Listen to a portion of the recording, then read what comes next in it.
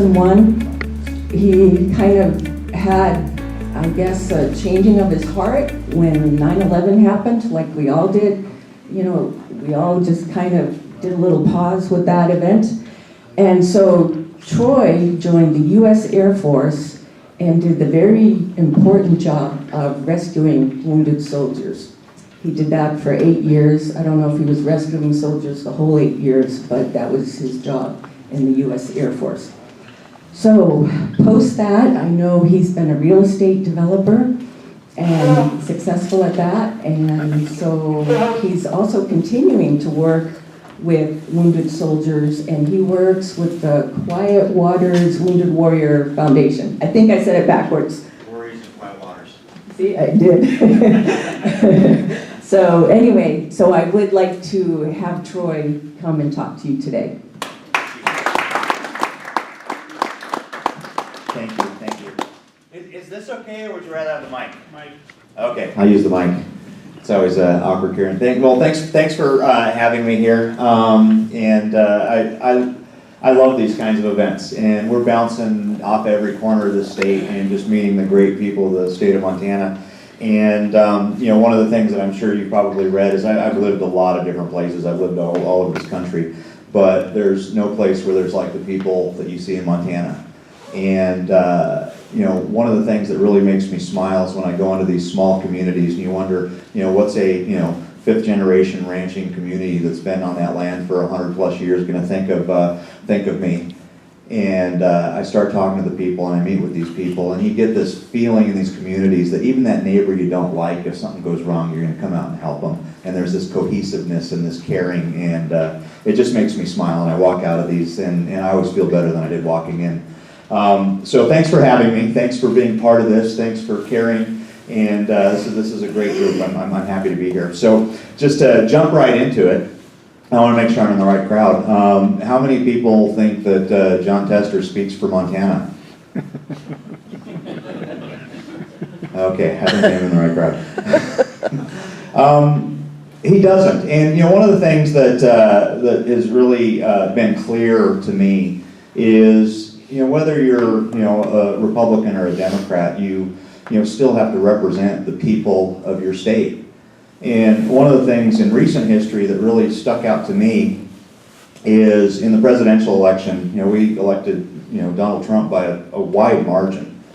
And I don't care what side of the aisle you're on, if you don't notice what that means and what the people of your state want, you're clearly just a rubber stamp for your party.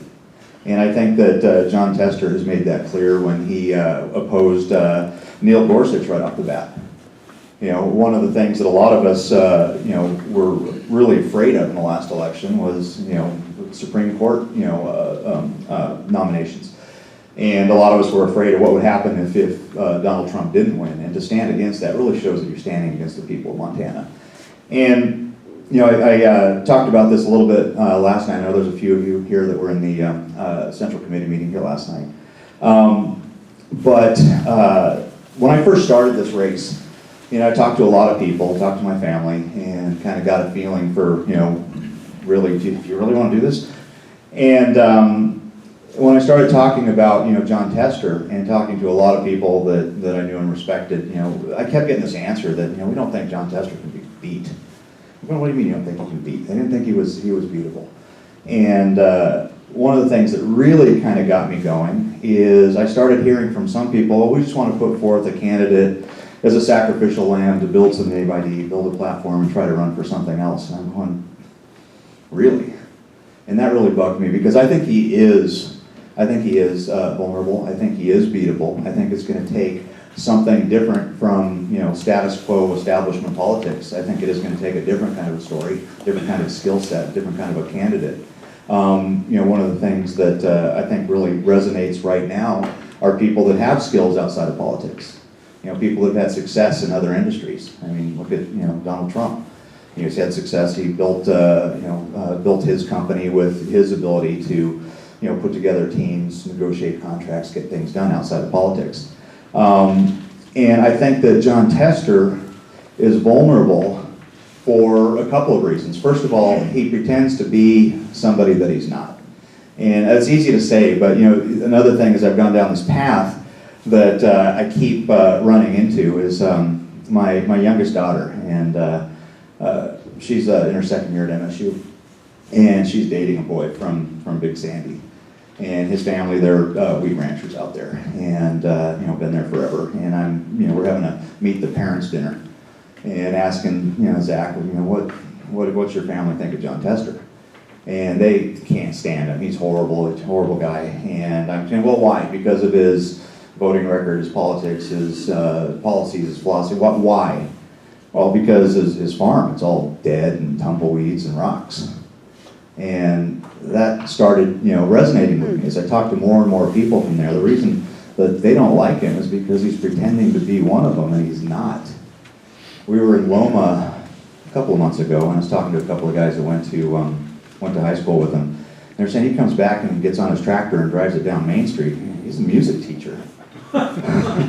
These are guys that went to high school with him. I mean, this is his community. And so I think one of the things that we need to expose is that he's not who he says he is. Because a lot of Montanans, not in this room obviously, but there's a lot of people across the state, why do you want to, run against Tester? He's a good old boy farmer from Montana. And, he pretends to be one. But he's not. He doesn't resonate in his community. The other thing that I find personally offensive with John Tester is he keeps talking about everything he's done for the veterans. And there's a lot of veterans in this room, and I'm a veteran, and I'm a member of the Montana VFW. I'm at the Belgrade Post, and so I've got a lot of friends that are from Vietnam and before, and Desert Storm and after. And not one of them thinks that John Tester has done anything for them. And we're in a state here that's one or two in highest per capita veterans. We've also got one of the highest levels of veteran unemployment. We've also got one of the highest levels of veteran suicides. And those of you who are also veterans and had to deal with the VA, it has not been good for most veterans in Montana. And he rides that like he's the big, he's the ranking member of the Veterans Affairs Committee and all the things that he's done, and it just doesn't ring true. And again, going to that, who is he? I go back, and a lot of people that don't know say, oh yeah, he is a veteran. Come on. So I think he's vulnerable. And so, I got a little bit of a synopsis on my background, and I'm not going to dwell on it too long, but like in my introduction, I've been in research. I was a research scientist at the Cron Institute of Mathematical Sciences. I've been in education. I taught in the computer science department. I've been an entrepreneur. I built startup companies. I've been in technology. I merged my company with Yahoo. I've been in technology venture. I funded and helped mentor and build lots of technology companies. Moving forward, like was said earlier, a big pivotal part in my life was September 11th. And I'm going to tell you why, because this really comes to, who I am and why I'm running. It's always awkward for me to say this, but it's a big part of my story. But I was a high school accident. I was an unplanned pregnancy. And, going on a little bit of a side there, 50 years later, I thank God every day that I have the chance here to stand in front of you guys. That leads to another little aside. I am a very strong, pro-life advocate because it's very personal to me. But that's not the point I wanted to make. So I didn't grow up with much. And my mom, I'm so glad that she made the choices that she did and the sacrifices that she did so that I could be here and stand in front of you right now. But she was a checker in a grocery store. She married a man when I was 2, so I had a stepfather for a little while, and they divorced, and so she ended up with 2 siblings, ended up raising 3 kids on her own as a checker in a grocery store. We didn't have much, and I learned early on that if I wanted anything, that I had to work for it, and it made me who I am. So I look back at that, and I don't frown. I'm not mad or upset about it because it made me who I am, and I'm really, really proud of that. And so when you fast forward to where I took a little side turn there to September 11th, to the terrorist attacks on on September 11th, it was a point of introspection for me, because I'd made it. You know, I built the American dream. That was my American dream. And when this nation was under attack, you know, I had the same emotions we all did. I was angry, I was sad, I felt violated. I had, you know, we all went through very similar emotions. But another thing that really struck me is my path and the ability to follow that path, to come from, you know, very austere beginnings and to have that kind of success, to me was quintessentially American. You know, those kinds of opportunities that I took advantage of were quintessentially American. And I did take advantage of those. And I thought, what have I personally ever done to give back, to pay for those opportunities that had been so good to me and my family? And, you know, I had this sense of shame. You know, I never really have done anything meaningful. And when this nation was under attack, I knew I had to do something. I didn't know what, but I knew I had to do something. And, you know, I was up moose hunting in Alaska when it happened, so I was probably the last person in America that found out about it. About the attacks, and you know, I got stuck there because I couldn't fly over Canada because the borders were closed. And so I had some time to think about it, and that's when I finally got back and I walked into a recruiter's office and basically said, hey, I've got an education and technology background, I've got a pilot's license, what can you do with me? And you know, I'm 34 years old, and they looked at me and said, well, go take the ASVAB and go take the entrance physical. So I did that and came back, and they said, well, okay, you ever think about going into Intel? I never thought about going into anything, but I made it really clear that I wanted to do something that was meaningful and something where I brought skills to the table and could be part of the solution. And so they tell me about Intel, and it sounds like I'm going to be sitting in a dark room staring at a computer all day. And I just didn't think that I could thrive doing that. And so he brought in this guy, I still remember him very clearly, Chief Rhodes, and he walks in and he tells me I've got this horrible job. He says my knees are blown out, my back hurts, I'm losing my hearing. And I'm going, oh, this is a great sales pitch right here. Where do I sign up?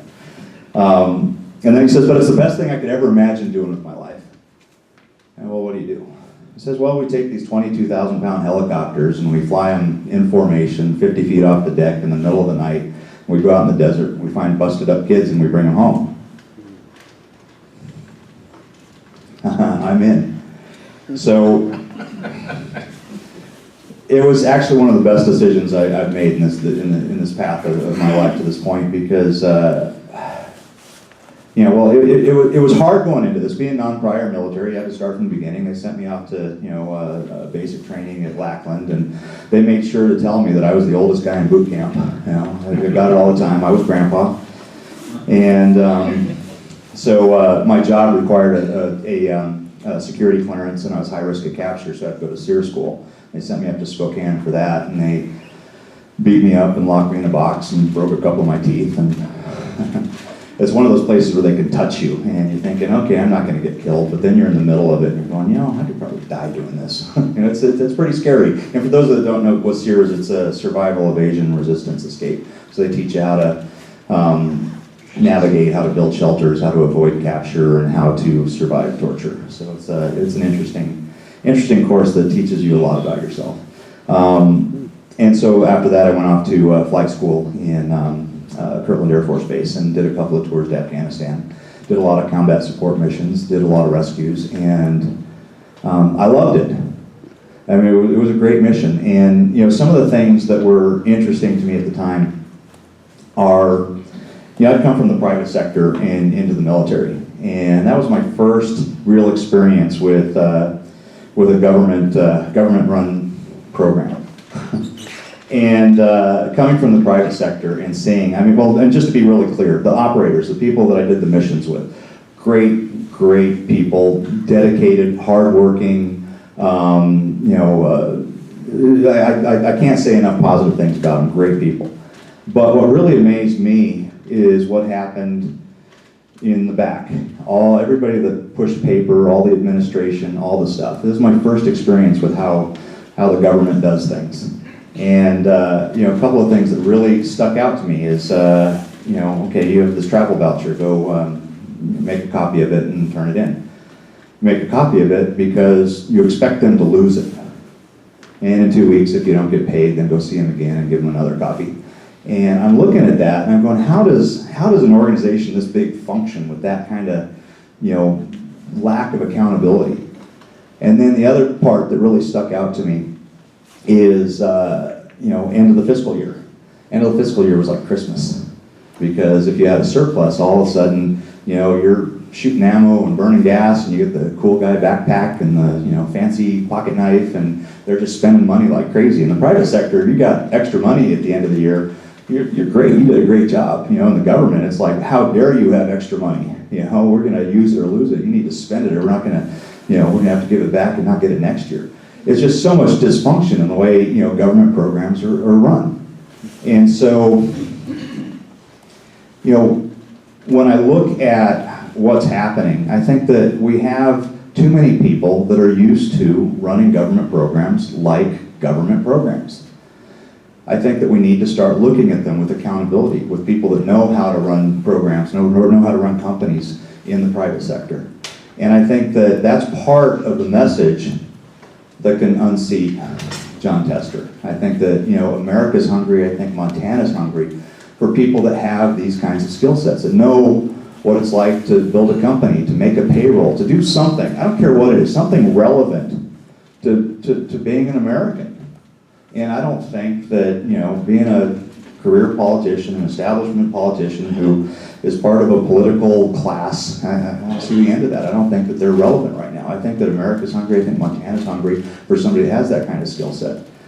The other thing in terms of John Tester is I think it's important that we send representatives that know what it's like to step across, enemy lines.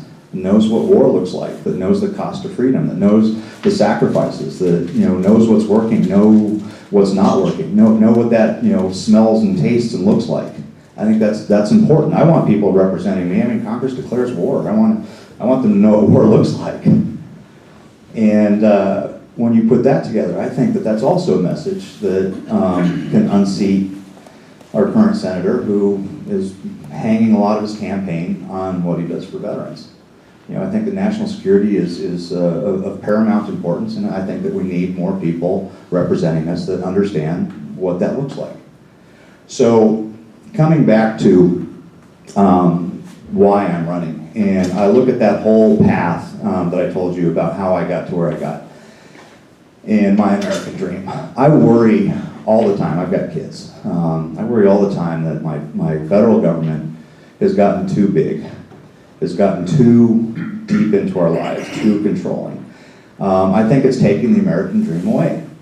I think that it's harder for my kids to do what I did, and even harder yet for my grandkids to do what I did. And it bugs me. If you are successful, I want you to keep as much of your success as possible. I don't want you to be, limited, taxed. I don't want that to hurt you. I want you to be free from regulations that keep you from making choices that it may be a risky choice, but it's your choice to make. And if it doesn't work and you hurt yourself, it's up to you to lick your wounds, pick yourself up, and try again. So I don't want regulations that are going out of their way that prevent me from making decisions. I don't want to be diminished on my successes. I want that available so that my kids, my grandkids, your kids, and your grandkids can really do what is the American dream and really build if they decide to take those risks. And so that's really, when people ask me why am I running, I mean that's at the center of it right there. I think that the federal government has gotten too big, too deep in our lives, and one of the things that is frustrating me most, and this was kind of the last part of what drove me to make the decision that I made, is I'm tired of that political class. I'm tired of people that we send to DC, they get comfortable in DC, and they make decisions about staying in DC. And they don't make decisions about the people that they represent. I think that they get comfortable. I think that they're making decisions about not offending somebody, and I think we need to start moving the ball. And I'm hoping that we're seeing a wave of a new kind of representative, of statesman. I hate to say politician, somebody that actually represents the people, does the work of the people, and goes home. One of the things that I'm a big proponent of, and I know there's arguments on both sides of this, but I think we need to start looking in the federal government seriously at term limits. I think if you've been in Congress for 20, 30, 40 years, I don't care how smart you are, I don't care how well-meaning you are, I mean, you're institutionalized. You don't know what it's like to not be a politician. And I think it's time that we send somebody, does the work, and goes home. And so a lot of people ask me, why are you doing that? I'm not looking for a career. I'm not looking to be a career politician. I'm looking to do some change. I think a couple of terms in the Senate, even 2 terms is 12 years. I've done a lot of things in my life. Nothing's ever taken 12 years. If you can't, advance the agenda, move the ball in 12 years, you're the wrong person for the job. You're in the job for the wrong reason. I'm not saying that if we do limit the terms that that's the exact number, but it needs to be a discussion. And I think it's heavy lifting. It's not an easy thing to do, but I think it needs to be a discussion that we continue on. And so, end of the day, that's why I'm running. I'm looking at the other candidates. Obviously, we have a primary, and it's a crowded primary, but hopefully I don't step on any toes here, but I really think there's only really 3 candidates in this. And it's me and Matt Rosendale and Russell Fagg. I know Dr. O's from here, but I just don't see him showing up. I think he's a good guy. I think there's a lot of good candidates. But I look at me and Matt Rosendale and Russell Fagg, and again, try not to step on toes, because I really do, in terms of the primary, I don't want to bash anybody. Obviously, that's not good for anyone. But I just want to point a couple of things out. Russell Fagg, great guy. I personally really like him. Actually, I would have him and Karen over to the house for dinner. I mean, great guy. I think he's an honorable guy. I don't think it's a message that can beat John Tester, though. I think the 22 years on the bench is exactly not what Montana's looking for, not what America's looking for. That's 22 years in a government job. I think he's got a future. I don't think this is his race, and I don't think that message can beat John Tester. I don't think he has the energy to beat John Tester.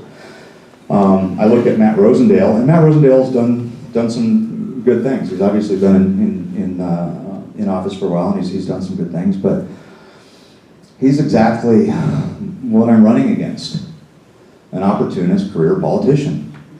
I can look at his path to what he's doing right now, from the legislature to primary against Zinke and winning the auditor's seat. And then he was barely sworn in when he threw his hat in for the special election that he lost to Gianforte. And then now he's barely in office for a year, and or less when he filed, and he's already running for something else. I mean, my joke has always been, if he actually won, is he going to primary against Trump next year? I don't want to bash him, but it's just a path that I want to see the end of. It looks like somebody that is in it for themselves, especially in a state where, we put him in office to do a job, and he's already looking for another one, and we're going to have Bullock replace him if he won. I don't like that message, and I don't think that message is going to beat John Tester. And this is going to be a hard day. I've got no, delusions of grandeur. This is going to be a hard race. There's going to be a lot of money in this race. The whole country is going to be looking at it. It's going to be brutal. The power of incumbency is tremendous. Tester's ability to raise money and to fight mean. I keep getting warned. You better be ready. This is going to be mean. And luckily, I've got a very supportive family behind me. But when I look at the candidates there, I think that Matt Rosendale is going to do really well in a primary. I don't think he can beat Tester. So I'm hoping that I can get your support. I think that having the skill set and the experience that I have is a message that will resonate and defeat John Tester. I'm used to fighting. I get a lot of people say, hey, you're just too nice. You're not yelling and pointing and shaking your fingers at people. I fight when it matters. Right now, I just want to make sure that you all get to know me, understand what I'm trying to do, understand my skill set, where I've been, and I'm hoping to get your support, because end of the day, no matter who you like or don't like or what personality, end of the day, what we need to do is send John Tester home so he can continue working on his trumpet playing skills or whatever he played. And that's my message, and I thank you for having me. And now for the fun part. let's go to questions and answers. I got one. Yes. Kessler was put in there primarily by Schweitzer. And Schweitzer did that through the 7 Indian reservations. And he barely won that election. And I think the votes that he got from those 7 reservations was enough to put him over the top. And I think your approach is good, but I think you should just continue to run against Schweitzer, because Maybe Tester? the question is how what are you going to do to try to get that? Because I know the veterans, so Right. you're right there, but there's a lot of votes on these 7 reservations, and Tester's got them right now. Yeah, the question, in case you couldn't hear in the back, is he said that Tester's narrow margin was largely due to his... this thing keeps popping up, I'm just going to talk. He was saying it was largely due to the support that Tester had from the reservation. And yeah, as a block, they vote that way. One of the messages that I have that Tester does not have is, we already talked about the high percentage of veterans we have in the state. The reservations have the highest of anyone else in the state. And one of the reasons that Ryan Zinke had some success with the reservations is because they resonated with him being a veteran. So that's part of it, and understanding what the big pain points are for them. I mean, one of the biggest things that they have is, first of all, like I said, the veteran issues, and also resonating with a fellow warrior from what are warrior cultures, and then just the devastation with the drug issues. That's just tearing those communities apart. And so I think just focusing on the things that matter to them. I mean, I'm never going to get all of them, obviously, but I think that's part of the conversation right now. And I think that's the best conversation that any Republican running can have with the reservations. Are you going to visit these like Zinke did? Absolutely, absolutely. The interesting thing about this, obviously, yes, I am visiting with them, and I talk to my team constantly about it. And one of the things that I kind of pride myself in is that I'm good at putting teams together that know what I don't, and they're really pushing who I go to and who I talk to and when. But that is absolutely on the plans. We have not made those meetings yet, but I'm excited to do it. We just haven't been there yet. In the back. Talk to us about illegal immigration in DACA and Dreamers. Illegal immigration in DACA and Dreamers. One of the things, people ask me all the time about, are you going to, support President Trump? Are you going to, what are your thoughts about the president? And, everybody's different. People, like the way he communicates, don't like the way he communicates, like him, don't like him.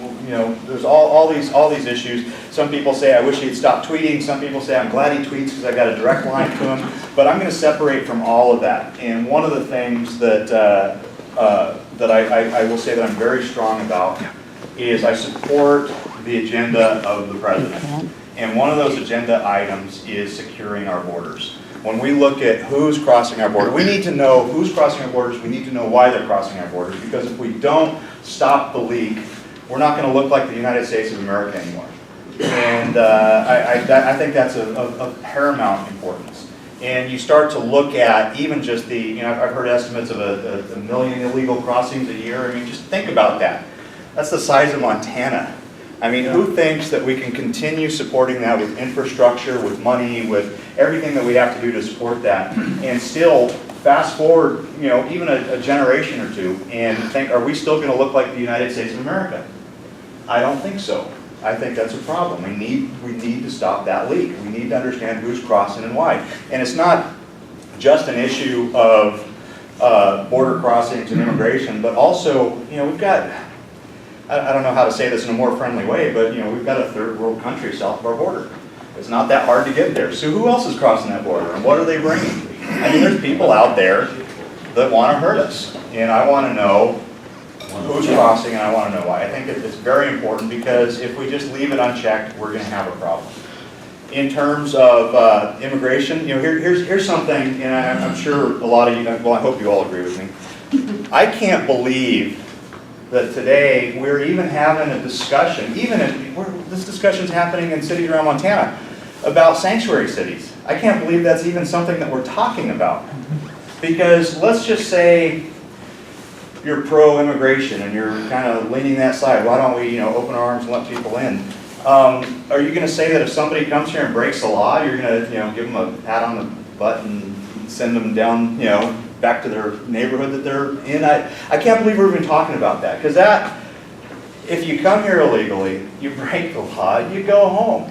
And it amazes me that we're talking about that. And so this whole discussion about, sanctuary cities, or even, worse, I heard, it's either today or yesterday in the news, about California being a sanctuary state. I mean, it amazes me that we're talking about that. So I'm very much against that. I can't believe as Americans we're talking about that. And I can't believe that even somebody that doesn't share our political ideology would think that that's a good thing to have people cross into this country illegally, break the law, and we don't send them back. I just can't believe we're even talking about that.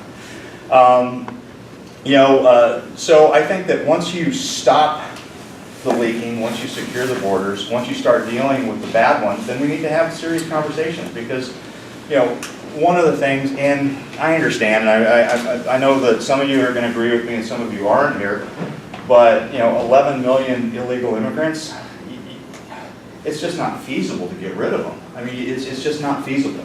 I think that it's a really good start to stop the leaking, start dealing with the bad ones, and let's continue this conversation on how to deal with that.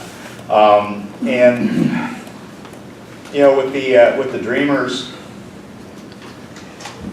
here's one of the things that you hear a lot. You want to be nice. Not nice is not the right word. You want to be humane. You want to be Christian. You want to be deal with people as humans, and a lot of people will say, these dreamers, they didn't break the law, their parents did.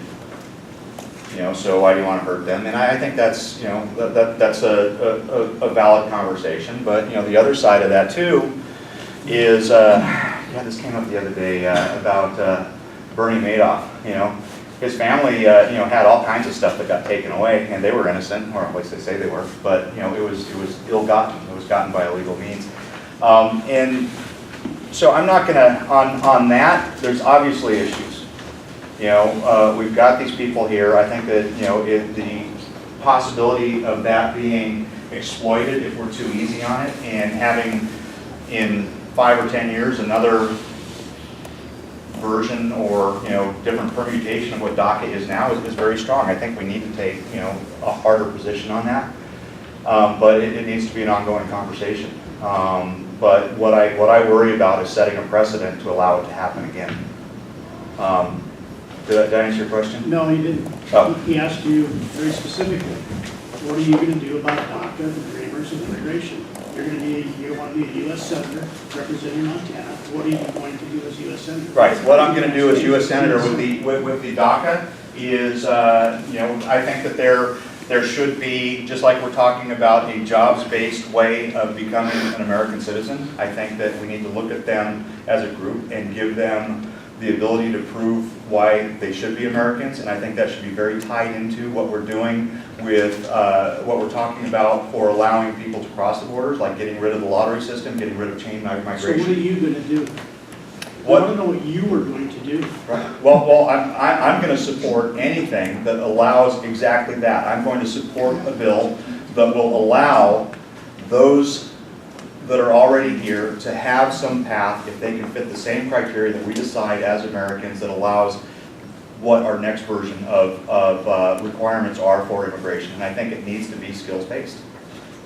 But you're not going to do that. You're just going to support somebody else who does that. Oh, I'm happy to draft that. I'm happy to draft that. Yeah, yes, I am. I know you're driving. Yeah, I will absolutely be, I will draft that. And again, like I said earlier, not to be skirting it, but I mean, I think that this is a conversation. I think that everything we need to understand, you know, what the implications are, what the law, you know, the unintended consequences are. But what I do support, and I will continue to support, is that we align that with exactly what we're talking about with immigration to this country. That it is not a lottery, that it is not chain migration, that it is, that we do have some path to those, but it has to be in the same vein as who we're allowing to come to the country. Do you think there's hope to clean up the Obamacare mess? You know, the Affordable Care Act, you know what really frustrates me about, well, of course you don't, I haven't told you. What frustrates me about the Affordable Care Act is it's the wrong conversation. You know, we're talking about ensuring a broken system. And this has become very, very politicized, and both sides are guilty of this. I mean, both the right and the left. And, you know, the political rhetoric, you know, around the conversation, you know, even, you know, in the last election cycle, we've got, you know, we need to repeal and replace. Well, originally it was just repeal, which I think is, you know, a more compelling argument. And the other side is saying, well, we know it's broken, you know, allow us to fix it. You're both saying the same thing. You know, it's just one side saying you were wrong, I was right, and they're both saying that. But my problem with that entire conversation is it's the wrong, we're not talking about the actual problem. We're talking about adding a bureaucracy and an insurance program on a broken system rather than talking about actual health care. And that part of the conversation is not getting as much time as it needs to be. Why are we talking about why health care in the United States is twice what it is everywhere else? Why are we not talking about reestablishing a doctor-patient relationship without this giant bureaucracy deciding how that works? Why are we talking about hospital billing practices run amok? Hospital billing practices, if most Americans knew what was happening there, they'd be outraged. Nothing has anything to do with the actual value or cost of goods or services. Why aren't we talking about tort reform? You know, we're all paying for med mal, and you know we've gotten to a point now where you know sometimes bad things happen to good people and nobody's at fault. But if it happens in a hospital, somebody's going to get sued. You know, why are we talking about that in a serious vein? Why are we not talking about you know the pharmaceutical issues where we're paying 2, 3, well, some multiple of the cost of a drug here, and you cross the border and it's a fraction. Why are you spending $2,000 for an EpiPen here and you cross the border and it's $100? Why is that? And one of the things that I think we need to look at to really fix that is why is the United States paying for R&D for the rest of the world? You know, I think we need to start looking at some kind of a most favored nation status for those pharmaceutical companies. So if you're selling it across the border for $100, you sell it to Americans for $100. I think if you start to deal with these problems in the cost of healthcare, that fixes a big part of the problem. And then if you really want to have the insurance discussion, you know, let the markets decide. Don't force me to or not to, and allow me to pick what I want. You know, when I was, you know, young and you know, healthy, and you know, I would have bought, you know, catastrophic coverage. I didn't need a health maintenance organization. And then even then, get back to that, again, patient-doctor relationship where you go there and the doctor in your community decides that you need a checkup that's, you know, $50 or $100 or whatever it is for your market. You know, that's up to you. And then you've got that, you know, I think a lot of, especially young, healthy Americans would be better off and better suited and happier to have the choice of just saying, hey, I just want to buy some catastrophic coverage. So if I'm in a car accident or, you know, suddenly, you know, need a liver transplant, that's covered. But all my maintenance and everything else I can do myself. And I think that fixes the problem. I think the problem that we have right now, and the very politicized problem, is that we're talking about ensuring a broken system and nobody's talking about fixing the system. Yeah. All right, well, thank you very much. Really quick, I appreciate that. If you need to get a hold of me, Troy@troydowning.com. That's my email address. You know, my website is troydowning.com. And you know, that goes directly to me. It doesn't go to my staff, and I will respond. I'm sure you guys have lots of other questions and things will come up as we go along. But thank you. How you doing? Hi, Laura Lee O'Neill, my husband John. John, I didn't catch your name? Laura Lee Laura Lee. O'Neill. Okay, nice to meet you. 2 questions. Okay. One, where do you stand on the CSKT water compact? Okay, here's oh, do you want to give both questions, or do you want me to answer that Are one you first? ready? Yeah, go ahead with Okay, that. well, that one, there's two sides to this, and it's, they're big issues. Obviously, water is, what creates wars amongst Montanans. And so here's the thing. On one side, if we continue down the path, it's going to continue to be an expensive, long, litigious issue. I mean, if we don't do it. On the other side, if we do it, I hear all these concerns about the constitutionality of what we're trying to do, and I believe if the farther we diverge from what's in the black and white in the Constitution, the slipperier the slope gets, and it's a very difficult decision, because I don't think continuing without doing the pact, I think it's going to be lots and lots of money of the Department of the Interior fighting that, of litigation going on for a really long time. But really, and I'm trying to get as many smart people on both sides of this to really understand that. Here on anything is the important part is really understanding what the repercussions are, what the arguments are, where the reality of it is, because everybody has like it or not, both sides have sales and marketing that is very strong. But my ultimate answer to that, though, is I do not support anything that diverges from the Constitution regarding that. My second question was where are you with the whole deep state? Where am Cleaning the swamp. And do you understand what the deep state is?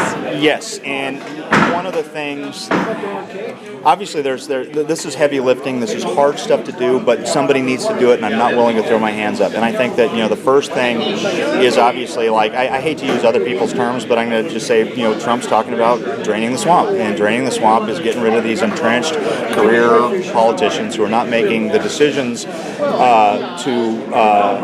represent the people that they're representing. That's the first part. Let's get rid of that. Then the second part is the bureaucracy underneath it, and that's a harder problem. But we need to start hacking away at that. And I think. Are you aware of CFR and the Bilderbergs and the Trilateral Commission? I am not. And the other issue that I have mainly is why in the heck are we in the business of healthcare in the first place? Exactly. It's not a constitutional. It's not exactly. Right. I agree with you 100%. But the thing that frustrates me now, like I said, is we've created this huge, loud political quagmire, this mess, this arguing that has nothing to do with the actual problem. But yeah, no, I agree with you. There's no constitutional protection or right to the government running your healthcare.